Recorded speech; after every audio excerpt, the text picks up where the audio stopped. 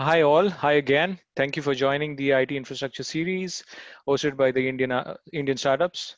And you can look us up on indianstartups.com. It's a one-stop solution for entrepreneurs.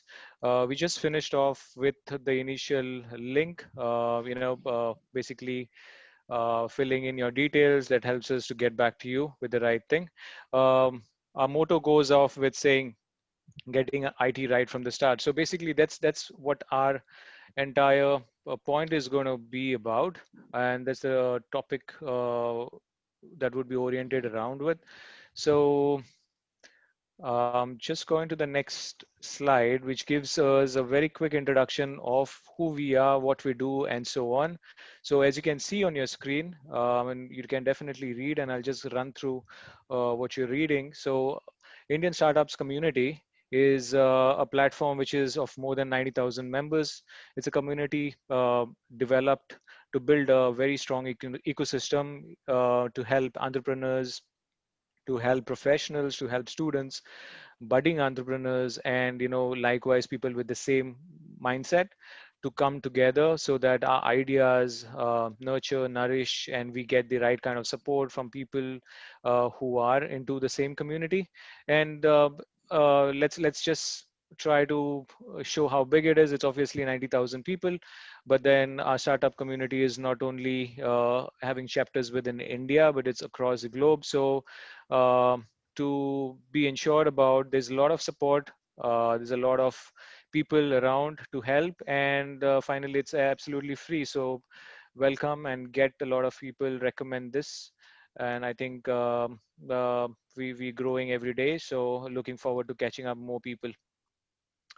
So quickly moving on to the next slide.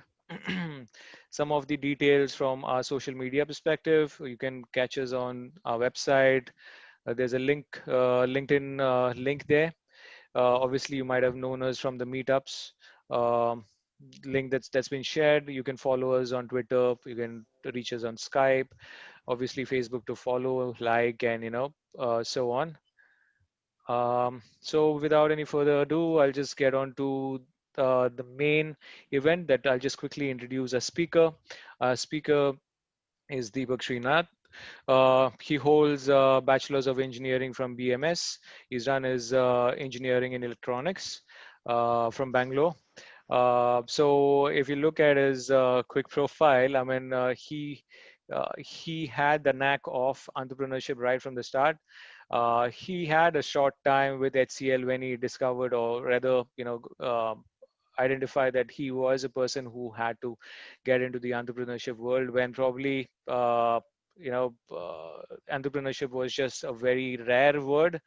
That was way back in 2004 during the time when he started with Laptop World. That was his first setup. During just before starting that, obviously he's helped a lot of budding startups, which helped him develop or establish his Laptop World, which came in very strong. Over the course of time, he's helped in a lot of startups. He's incorporated with them to help in their IT journey. He's helped them move them into strategic solutions, making sure their losses are minimum, advising and guiding them to pick up the right solutions, and so on. So I'm not going to talk much. I'm going to allow Deepak to speak a lot about it, but then that did not stop him from going further. After Laptop World, he also went on to form Nurture IT, and I'm very excited to know the journey overall and get some more guidance from Deepak. So over to you, Deepak. Thank you.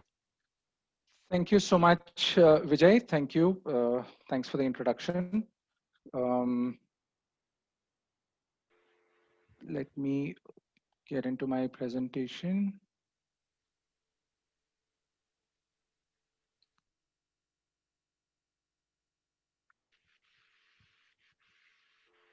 So are you guys able to see my screen? Yes. Yeah, great. So Yes. thank you, India Startup Community, for giving me this opportunity to share my experiences that I've gained over the last 20 years in designing, supply, implement and support the IT strategy and IT infrastructure of a lot of startups who've probably scaled to the extent of becoming unicorns today. So that's the kind of exposure that I have to the startup ecosystem, and that's what I'm going to try to share over the next 30 to 40 minutes. Uh, see, the entire journey from being karmachari or employed person to atmanirbhar, that's the most frequently used today, right? So being self-reliant, it's been a pretty daunting transition, I would say, because there are a lot of pitfalls that you come across when you are setting up your own venture. So the experience that we've had with a lot of founders that we've worked with is that all these founders normally come from being employed in large corporate organizations. So when you are in a established corporate organization, a lot of things are transparent to you. For example, what kind of who's the vendor that you want to identify, what are the kind of hardware that you want to buy, and setting up your laptop itself, configuring the email. You're literally transparent to all this that happens in the backstage, and it comes to you on a platter. So when you set up your own organization, you're quite overwhelmed. You are not even aware of the various things that you need to to procure or to set up your IT, your basic IT infrastructure. Who are the various service providers that you need to reach out to, and stuff like that.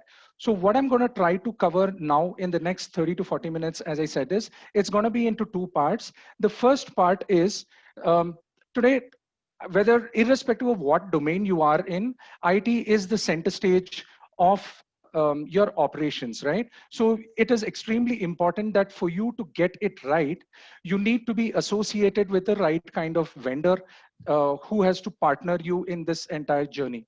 So we're going to talk about how you're going to be able to profile or identify the vendor himself.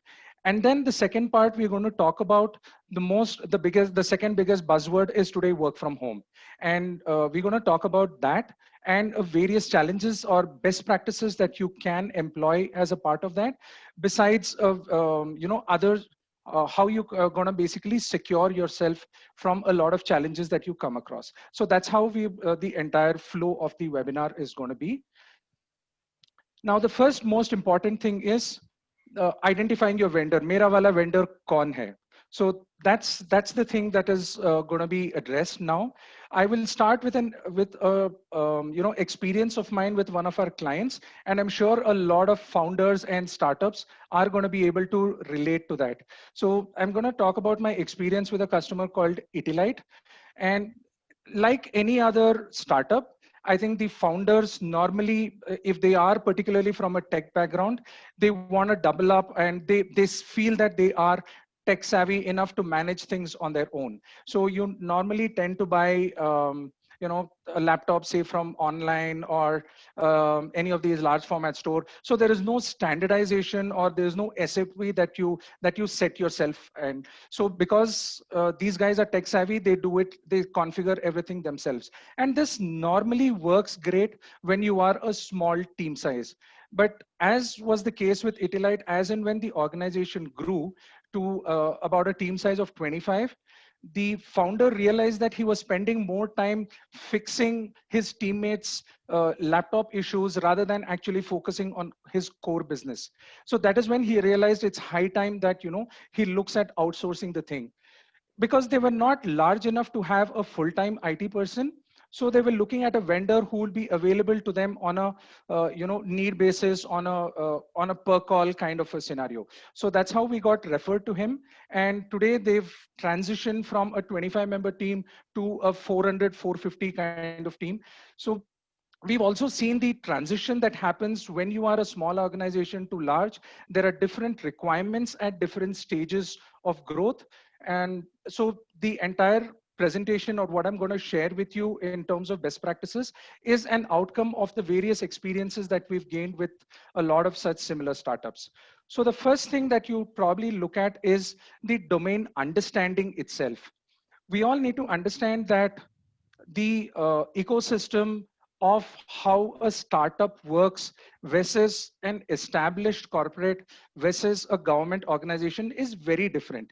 The, right from your decision making process, the stakeholders who are who are a part of that decision making, what are the parameters on which you decide on a vendor whom you want to place the order with. For example, in a government organization, it's always L1 who gets the order, right? We all know that.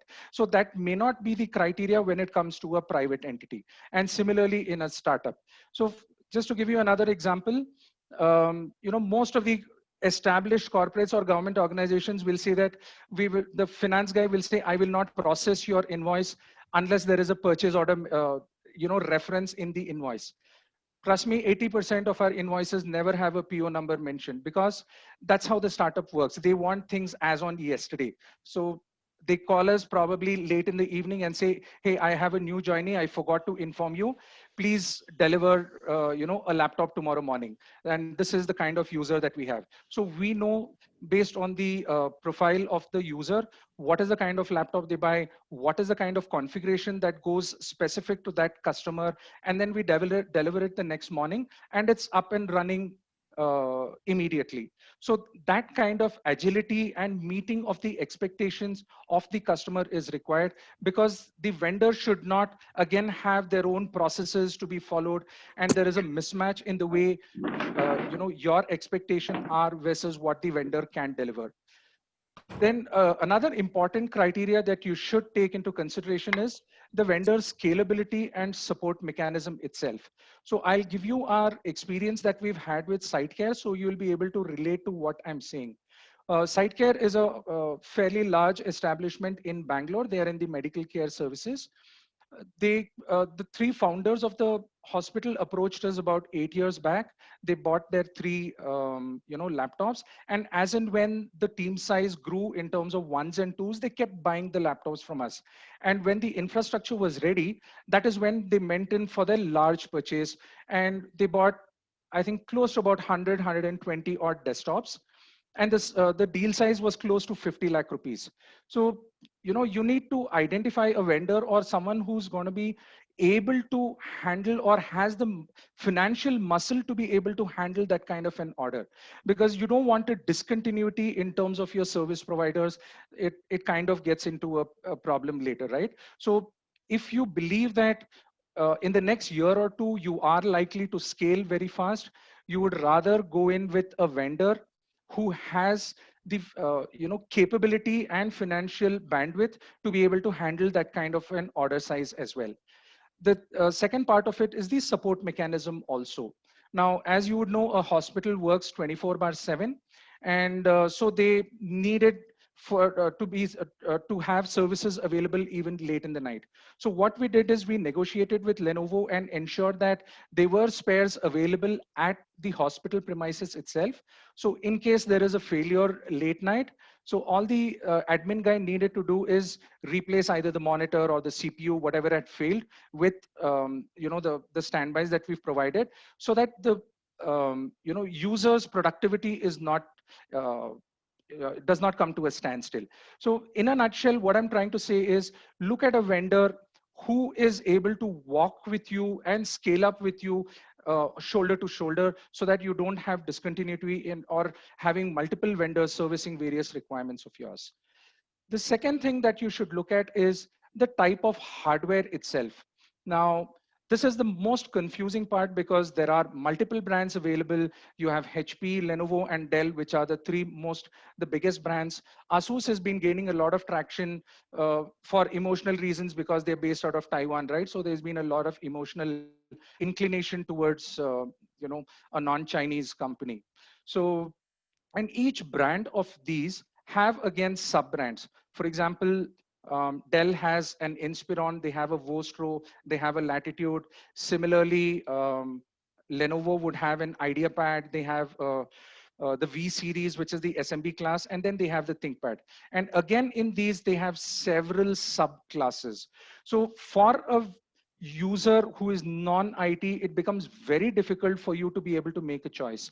So the vendor should be able to give you all these options and be able to pick and choose what is relevant to you based on the user profile, based on the kind of applications you run and stuff.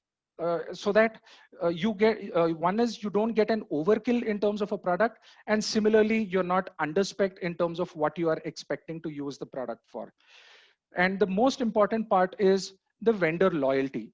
Now, does the vendor loyalty lie with you or with the brand? It's always better that you look at someone who embraces all the brands. I'll give you an example of what I'm saying with that of ARX Mining, who was a customer of ours. We've been associated right from the time they incorporated the company. As the name suggests, they are a company which designs mining equipment, the earth movers and other equipment. And hence, obviously, they needed fairly high-end graphical workstations for their design team. And so when we were doing the matchmaking, we found that the HP workstations best met their requirements, and they were the most aggressive in terms of price. But when it came to the monitor, we found that the HP monitor, they were using 34-inch 4K kind of displays. And the monitor was about 30% more expensive than a similar spec Lenovo monitor. So we went back to them and told them, hey, why do you want to pay 30% more when Lenovo, for whatever reason, is available at a lower price? So you're not compromising on anything, and there is no compatibility issue between using a HP workstation and a Lenovo monitor. And if there are any support issues, anyway, we front end for it. What eventually happened was ARX landed up saving close to the cost of one workstation by switching over to a Lenovo monitor versus a HP. So in a nutshell, what I'm trying to say is, as a buyer, don't get limited by the choices that your supplier has in terms of his brand alliances. He should be able to give you all the choices that are available, and at that point, whatever is the best that your money can buy is what he should advise you to go in for. Then the third thing that I wanted to talk about is scalability of your infrastructure. You would rather go in for something that is durable and long lasting, rather than settling for something that is a quick fix or a solution that is relevant to today. This is more important when it comes to your backbone of your infrastructure. So when I mean by backbone, I will talk about three things. One is your network. Your network would comprise of your access points or the routers. It will comprise of your switches, which form your network. Then I would include the servers as a part of it, and your internet bandwidth that you're looking at. So if you expect your organization to grow in the next year or two from a team size of substantial increase, then you would rather make that investment today rather than having to scrap it and redo it. So I'll give you another experience of ours with Better India here. So when the founder founded Better India, I presume a lot of you would know about it. They do a lot of videos in terms of social development and people who are working on social causes. They do a lot of videos on that. So when the founder set up his organization, he picked up a router which he was using in his house because he was very happy with the kind of speeds and connectivity that he got. He picked up three of them and fitted them in places that he felt were the most appropriate locations. And this worked great when till they were about a 10-15 member kind of team size. Once the team size became larger, and considering that the file sizes, when you're talking about media, the file sizes are fairly large, and the entire network used to collapse when multiple people started sharing, uploading and downloading videos. So they reached out to us to have to try and fix this problem for them. So how we normally go about it is, and that's the most professional way to design a network, is you take the layout of the the office from them. That gets fed into a software, and it's the software which will tell you what is the appropriate number of access points that you need, where they need to be located, and even tell you the model number of what it is. So this is not some arbitrary thing that you say ठीक है यहाँ पे एक लगाएंगे वहाँ पे एक लगाएंगे kind of a thing. There's a very professional approach to this, and it's been, I think, nearly 3 years since we set up the network. Touchwood, they've not come back to us, at least as far as connectivity issues are concerned. So if you know that this is where you're going to ramp up, you would rather make that investment today rather than having had to scrap your initial investment and then redeploy your capital. And the entire process is quite time consuming, and it impacts your operations as well to a large extent. The fourth thing I want to talk about is interoperability. Now, most of us today have our data on the cloud. Now, for us to be able to be productive, our laptop needs to get connected to your network. It could be either your Wi-Fi, or Wi-Fi is what most of you use today, and the Wi-Fi network needs to get connected to internet. So all three of them need to work in synergy for you to be able to be productive. Even one of them gets disrupted, your entire chain gets, or if there is some operability issues between your network and your internet or your laptop, then you're not going to be productive, right? And unfortunately, in our industry, most of these services are fragmented in nature. So what I mean is, you'll have one vendor who gives you the laptops. You'll have a second vendor who gives you who sets up your network for you. Sometimes it is the the landlord himself tries a lot of times gives you the network infrastructure, and you have a third service provider who is, say, an Act or an Airtel, who's providing you the internet. So when there is a problem, you it is human nature that you start blaming each other for the thing. You pass on the buck, and this is exactly what happened with one of our clients, Miro. They are a unicorn based out of France, and they set up their operations in India about close to about 15, 12, 13, 14 months back. And we've been fortunate to be associated with them right from the time they started their organization. So we've supplied their entire laptops and workstations. Then we did their entire networking. And as far as internet service is concerned, we are the secondary service provider for them. They had another service provider whom they had a larger bandwidth from. So they were the primary service provider. And as the team size grew, the people started complaining about the speed, the internet speeds. So when they reached out to their internet service provider, he passed the buck typically on us, saying that, hey, this is not our problem, it's the network which is the bottleneck in your in your infrastructure. So they came back to us. We found out that the network was working great. There were no connectivity related issues. And what we had to eventually do is, we had to temporarily disconnect the other service provider, load it onto we supplied them Tata internet services. So we had to show them that there was absolutely no problem with the network and with the laptops as such. It was only when they got cornered that the other service provider had to finally acknowledge there was a problem at their end, and they rectified it. So imagine the stress that the organization goes through, the kind of deadlines they are missing on account of all these problems. And they are not tech savvy, so they're caught in the crossfire of this blame game amongst various service providers. So it makes sense for you to work with one person who will be able to give you the end-to-end connectivity, whether it's your laptop, whether it's your network, whether it's your internet, so that if there is a problem, there is only one person who is accountable for getting those up and running without any problem. Of course, there is a flip side to it, saying that if that person falters in service, then your entire infrastructure lands up in comes to a standstill, right? So you need to make a very conscious decision, evaluate your vendor who is giving you this, check out what are the kind of services they've rendered, how much of experience they have doing this before you take a call. But truly, it makes your life easier, takes a lot of your shoulders when you have a single help desk to call to whenever you have a problem. the last most important thing I'd like to talk about is service itself. Now, how does an OEM today provide service?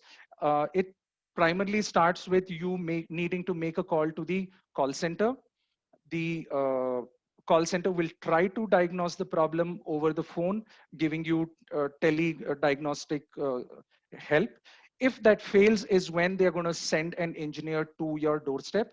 And if there is a part that needs to be replaced, in all probabilities, there is going to be a second visit. So the end customer or the user is wasting a lot of productive time. One is calling the call center that normally takes anywhere between 30 to 40 minutes. And then he needs to follow up with the engineer for him to come and replace it.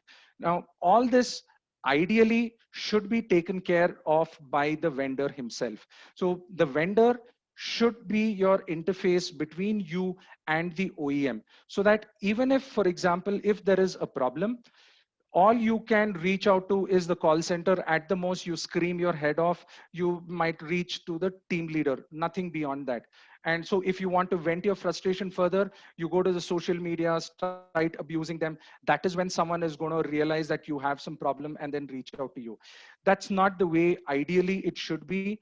Your vendor should be able to leverage the contact base that he has with the OEM and be able to do the the interfacing work between you and the vendor. So I'll give, it may not always be an escalation that you need to reach, you need to tap the doors of an OEM. It could be even something that is extremely critical for you, which would be non-standard service that you need. Here, I'd like to share our experience with Vartana. They are a microfinance company. They've got about 350, 400 sales team who are spread all over India, and they primarily are in T2 and T3 cities. Because they are not so IT savvy, so what we do for them is they dial into our help desk. So we have a person who is dedicated to helping them whenever they have a problem. So we do the telediagnosis on their behalf, and then we log in the call on behalf of them, ensure that the spare is available. And what happened in during lockdown is one of the persons had a issue with his laptops, and being a scenario where mobility was a problem, we ensured that the part was already available in the service center. So when the user walked in, he had everything right from the diagnosis to the part replacement, everything was done in a few hours, and he was up and running. So it's very important that the vendor plays the role of ensuring that you get maximum uptime in your so you're more productive.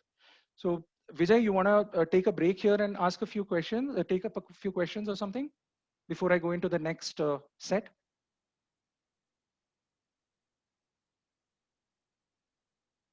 Hello? Okay, can you hear? Yep. Can you hear me?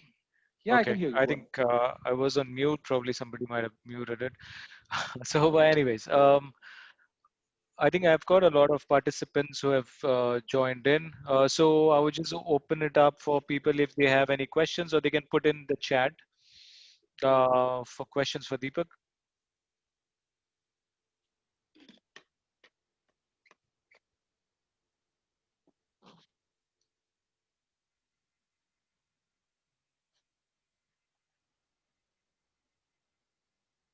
So do you want us to move on, or is there any question that's come up? Um, no, there isn't any questions. So I think let's do this. Probably, you know what, we'll continue, and let's wait for people to type in the questions. I think we're just in the middle, right? So Sure. I think that would be a good idea. So yeah, let's please continue. Yeah. Thanks, Deepak. Yeah. So the second part of what I'm um, trying to do is give you some best practices in terms of how do you secure your data, your various assets that you have, so that if you have a problem or you are already forearmed and say, hey, bring him on, I'm ready to handle any kind of a situation.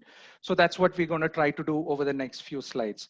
The first most important thing is in today's scenario, which is work from home, right? So all of with the users coming in working from home, this is not something that we had planned. It's more out of a compulsion because of the lockdowns. So we may not have been well prepared enough to have been embrace the work from home.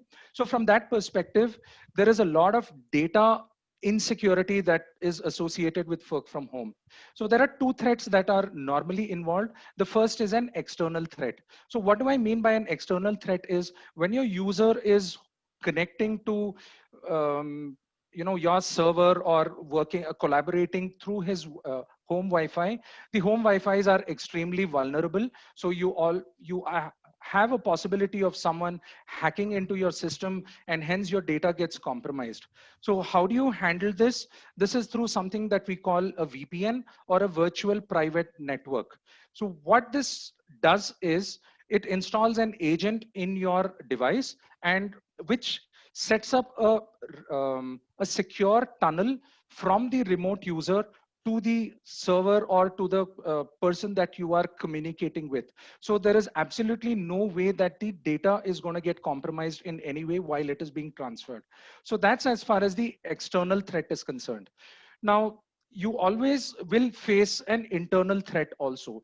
By internal threat, I mean someone within your own organization is leaking confidential information. And particularly when you are in a startup phase, you might have an idea that is potentially commercially very high potential, which can get leaked. So you would want to protect that data from getting leaked. So how does a person normally leak information? There are three ways. The first thing is he copies the data onto an external device. So it could be either through a thumb drive, through the USB port, or he could burn it onto a DVD. The second way he could do it is to take a print itself of the entire information. And the third way he typically does it is by mailing it into his personal ID. It could be a Gmail or a Yahoo, and from there he transmits the data to any other the third party people. Now all this protection or preventing all this is what we call DLP, or data loss protection. The first layer of protection that can be done is through your antivirus itself. Now, there are three forms of antivirus that's available. They are the basic antivirus, then you have the internet protection, and you have the total protection. So the antivirus gives you options where you can do a USB blocking, so no one can use the USB port. You can prevent screenshots being taken. You can prevent a printing from happening. You can monitor the kind of data that is being sent over email. So these are the, I would say, like I said, this is the first layer of protection that you can have. There are much more sophisticated, specific DLP tools that are available. So based on the threat perception that you have, or the how confidential your information is, you can go in for more sophisticated softwares. But irrespective of how technology develops, or whatever kind of preventive measures you take, this is something that you cannot stop. You cannot prevent someone from taking a photograph of your screen, right? So this is something that as of now, there is no technology to stop this. The next thing we're going to talk about is security at an operating system level. Now, as you know, a lot of startups are moving towards Linux. Linux is relatively less vulnerable to security threats. So I'm going to limit my discussion to Windows. Windows has two flavors. Windows 10 is the current operating system, as you would know. Windows 10 single language and Windows 10 professional. Now, as the name would suggest, the security features in single language are very basic, whereas professional has some advanced features. The second point you could consider is domain connectivity. Single language does not give you an option of domain connectivity, whereas professional does. Now, what does domain connectivity actually mean? How would you be able to relate to it? I'll give you an example. Now, if you have a server that you are going to use on premises, and that is going to be used, say, for downloading your emails or for any application that you're running on your local server, then domain connectivity is important. So you need to look at professional and not single language.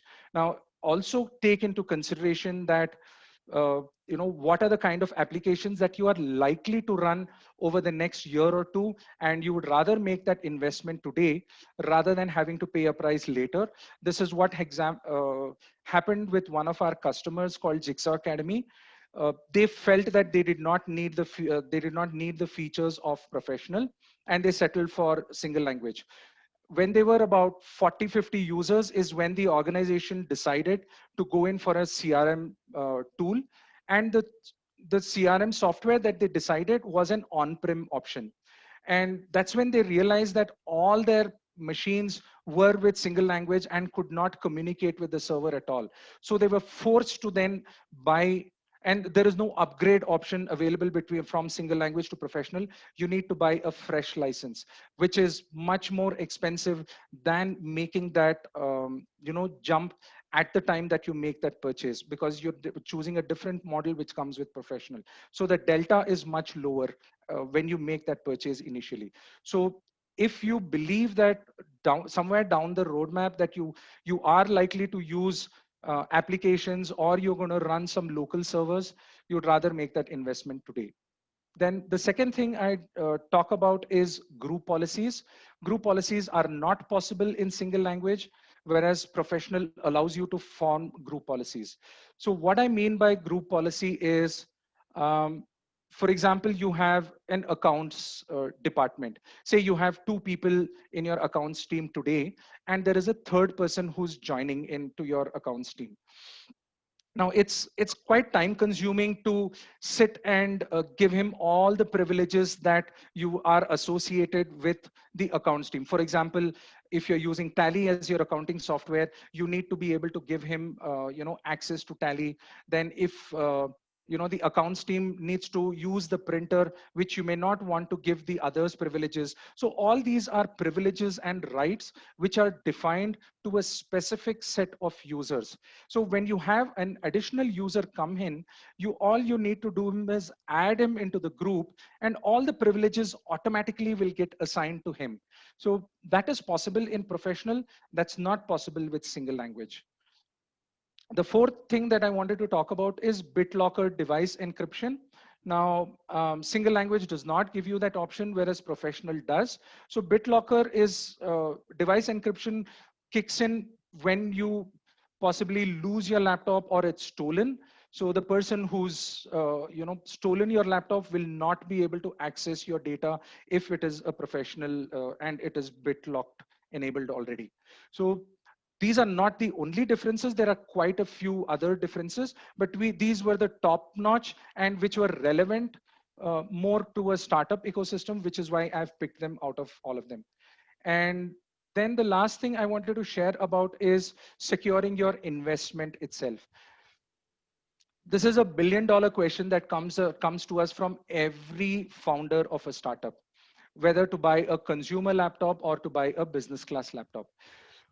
All the founders keep telling us saying that, hey, I've been using a Inspiron in my house. It's worked great for 4 years. So why are you recommending that I look at a commercial grade or a business class laptop, which is either a ThinkPad or a ProBook or a Latitude?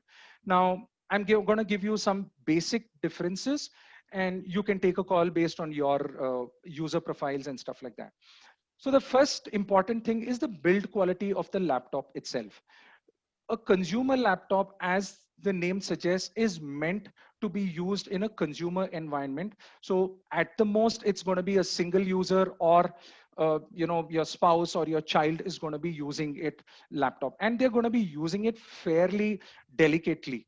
Whereas that may not be the case in a business environment. You don't know the kind of uh, you know the behavioral patterns of the users of the laptop in a business environment. They might be abusive to the laptop, and if they are extensive travelers, then it is going to be a part of their travel baggage in the cabin. So there is a lot of wear and tear that is involved.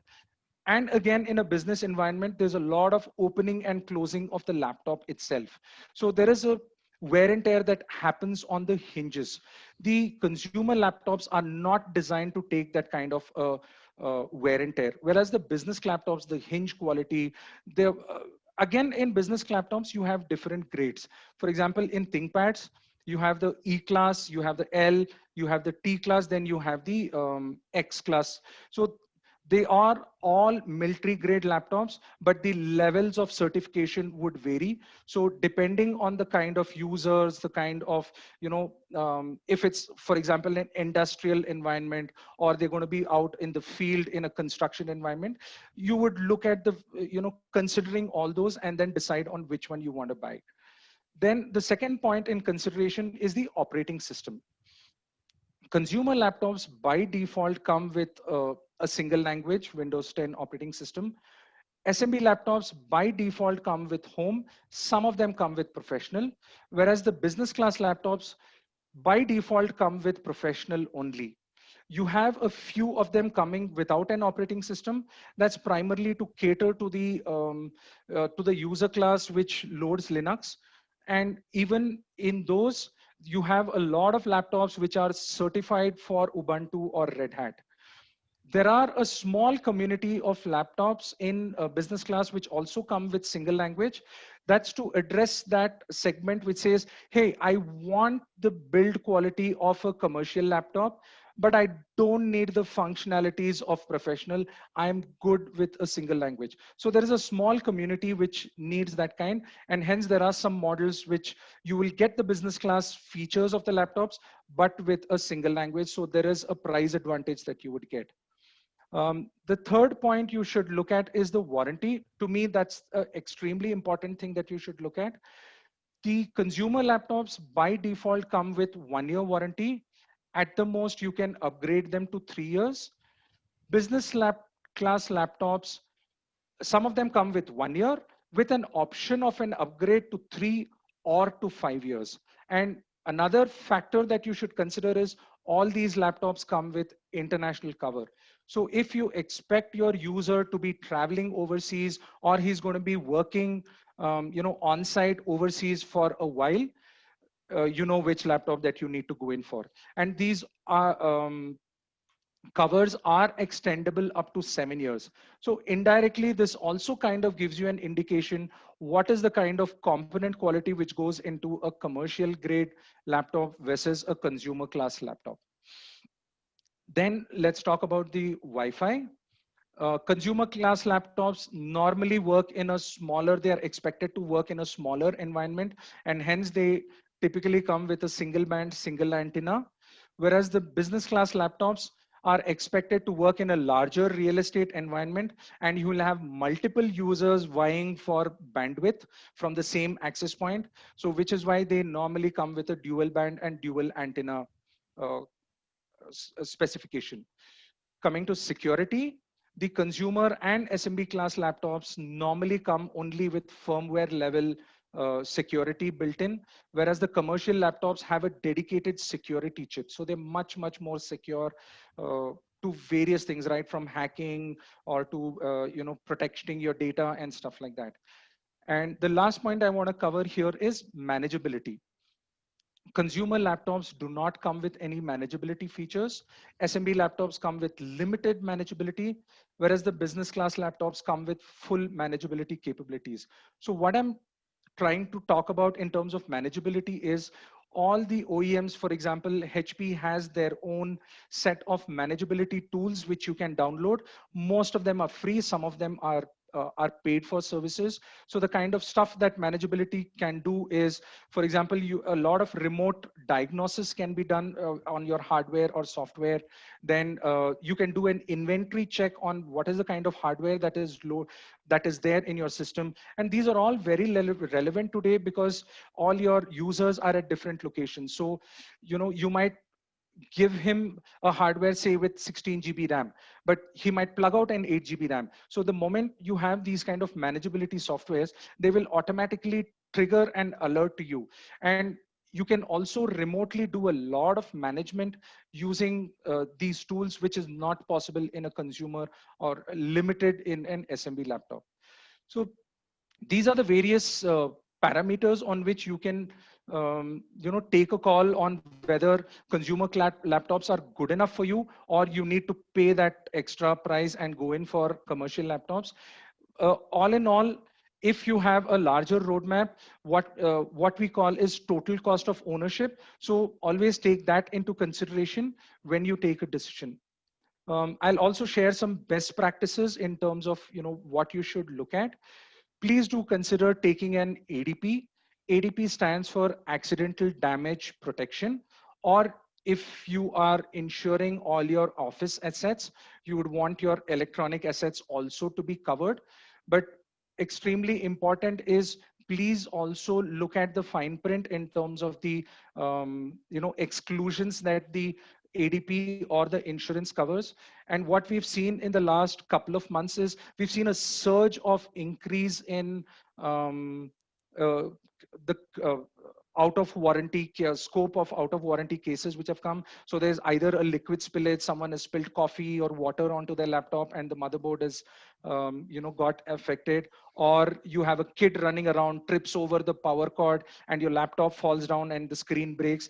It's quite expensive to replace a screen. It's in the range of 15 to 20,000. A motherboard could cost you, depending on the configuration, anywhere between 30,000 and above. So you would rather go in for an ADP. But again, as I said, before you sign the dotted line, please see the exclusions and then go ahead for it. There are also a lot of third-party people who are available who offer you ADP. So you might consider what is best suited for you. Then OS admin rights to users. I'll share an experience that we have with a client. He's actually not a client of ours. They reached out to us through a mentor. So this was a startup in Coimbatore. And so what happened is they had a new intern who joined in and they gave a laptop to the intern. So for his own personal interest, he downloaded an Adobe license. It's not a license, it's an unlicensed software from one of those websites which allow you to download cracked versions. Within the next few days, you had the Adobe guys knocking at their doorstep. And when they come with data, it's irrefutable. They tell you this is the IP address that, downloaded this software. This is the time it was downloaded. So there is no way you can, confront them with anything that I didn't do it or something like that. And so what they said is, you guys have 14 laptops. So we assume that all 14 laptops were using this software, and they slapped them a notice of 14 cost of 14 licenses with a penalty. So the mentor came back to me and said, hey, can you help them? I said, boss, you can't undo what has happened. But if they are sure that the rest of the users have not used any of the Adobe softwares, you can ask them to do an audit, a thorough audit, and ensure that these softwares were never loaded on their systems. You can negotiate with them to, you know, waive off the penalty, but they eventually landed up spending 70,000 rupees on a software which they're never going to use.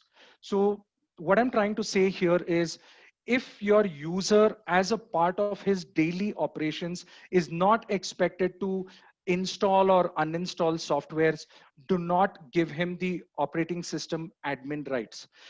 Keep the admin rights with someone responsible in the organization. Create a separate user for the user of the laptop, and this function is available both in single language and professional. This is what we do to most of our customers.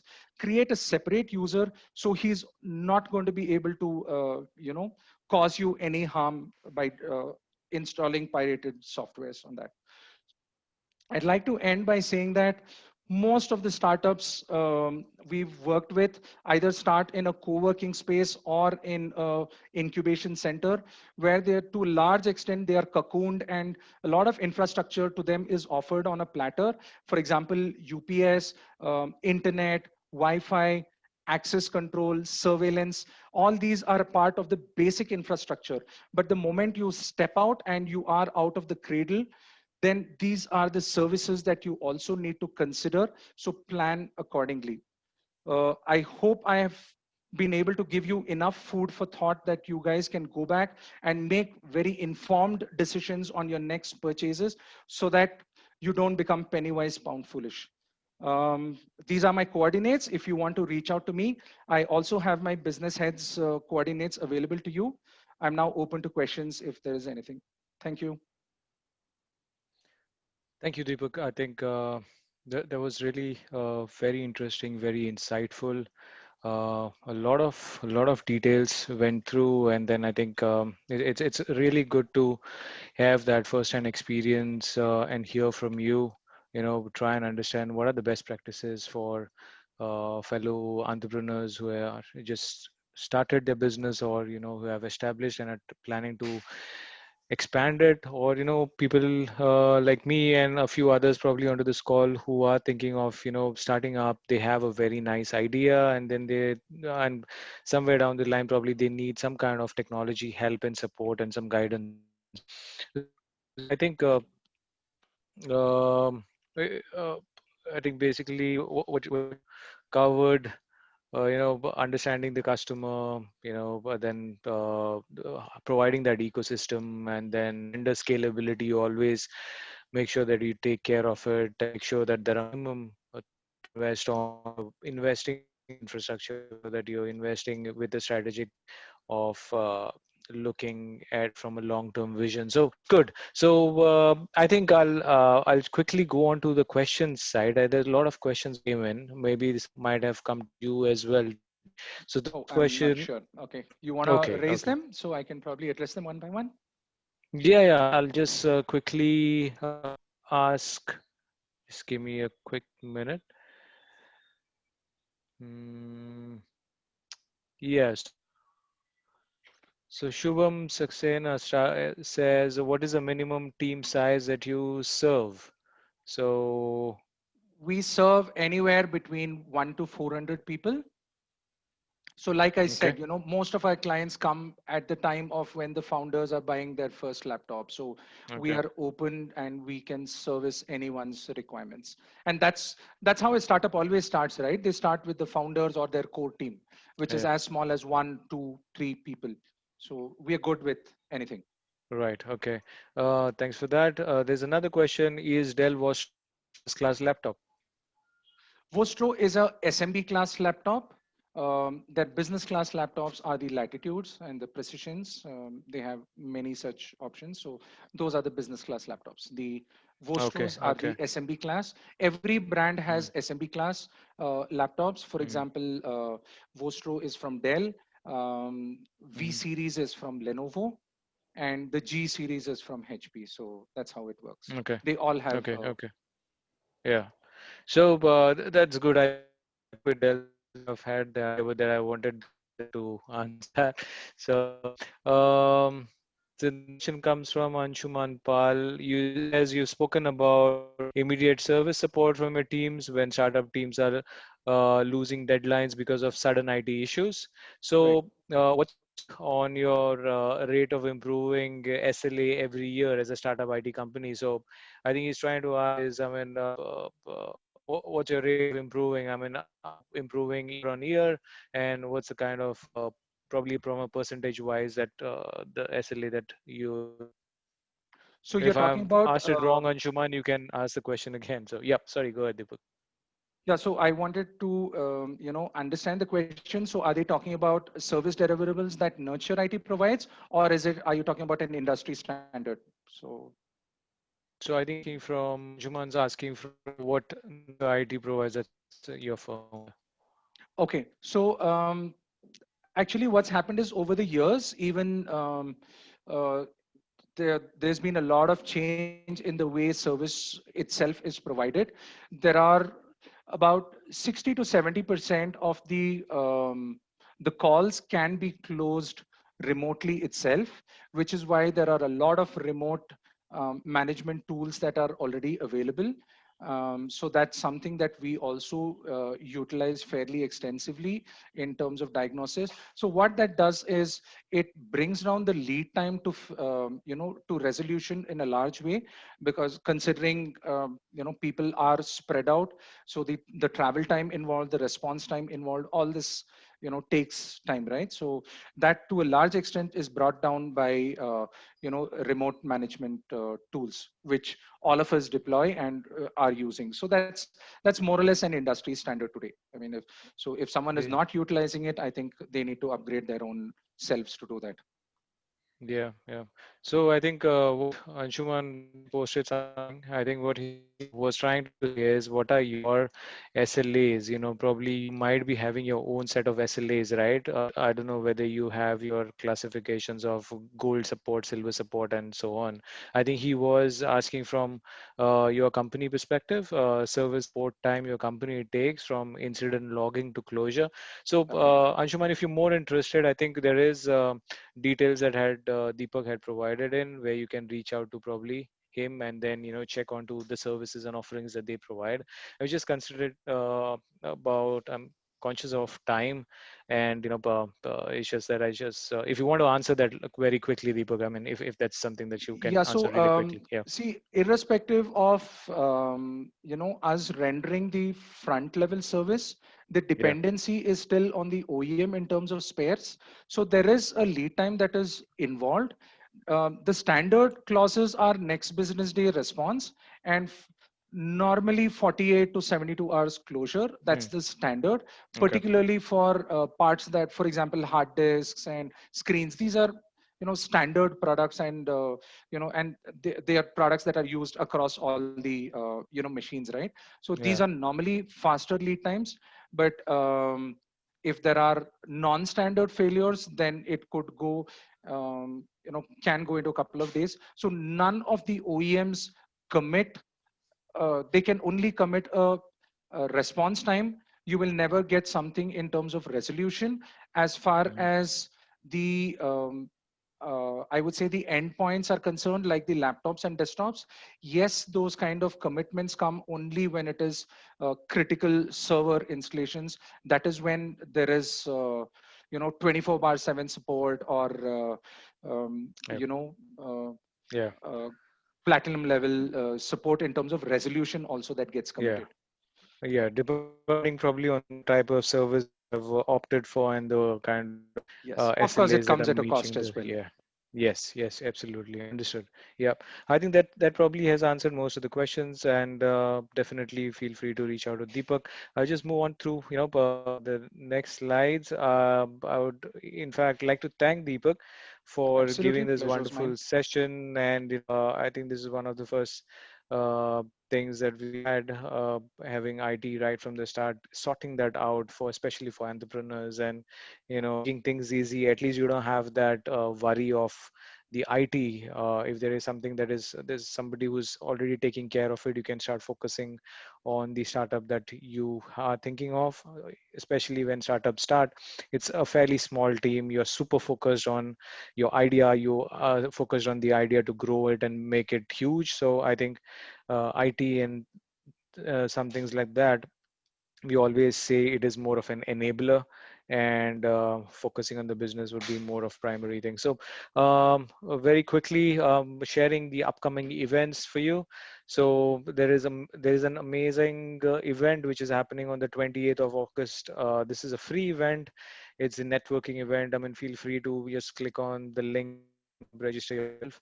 It's going to be amazing. I think there's a lot of people who are going to join. We've already heard a lot about it. There's a lot of buzz about that.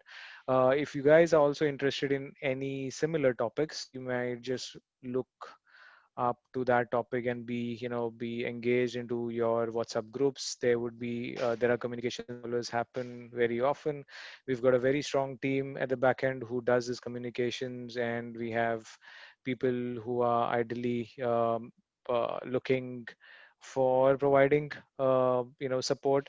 And it also gives opportunity to ask some few of the people who are try who might be wanting to get involved into this. So it's good. You can, if at all you want to get involved as a volunteer or anything, feel free to do so. Reach out to the right people, they'll be able to help you with that. So quickly moving on to the next slide. Yeah, that's basically what we spoke about. That's the networking event. It's on the 28th. I mean, details are there. You just can look up to it. There'll be many startups, co-founders, and it's a good opportunity for people to hear and probably raise questions or get some ideas from there. Um, just very quickly, moving on to the next one. I think the feedback form has already been filled. Thank you for that. I saw that the feedback was raised and a lot of people have filled in. Thank you for that. Very quickly, moving on to the last and the most important part. We always seek your support. That's the place that you need to, go and land in order to contact us. Virtual meeting happens on the 25th of September. That's exactly 1 month uh, in advance that we are informing you. So I would like everyone, to thank everyone for joining, especially Deepak for taking his time, spending his time in order to help us and take us through his journey, an exciting journey with a lot of startups. And I also would like to thank my fellow team, Sunil, Priyanka, and all the others who have supported in making this a very successful event. So thank you so much for joining, and let's keep connected. Thank you, guys. Thank you. Thank Thank you, you. Vijay. Have a good Thanks, day. Yeah. everyone. Thank you, guys. Cheers. Bye. Bye. Hey, thank Thank you you, very Vijay. much, Vijay and Deepak sir. Thank you. It was extremely soon. Yeah.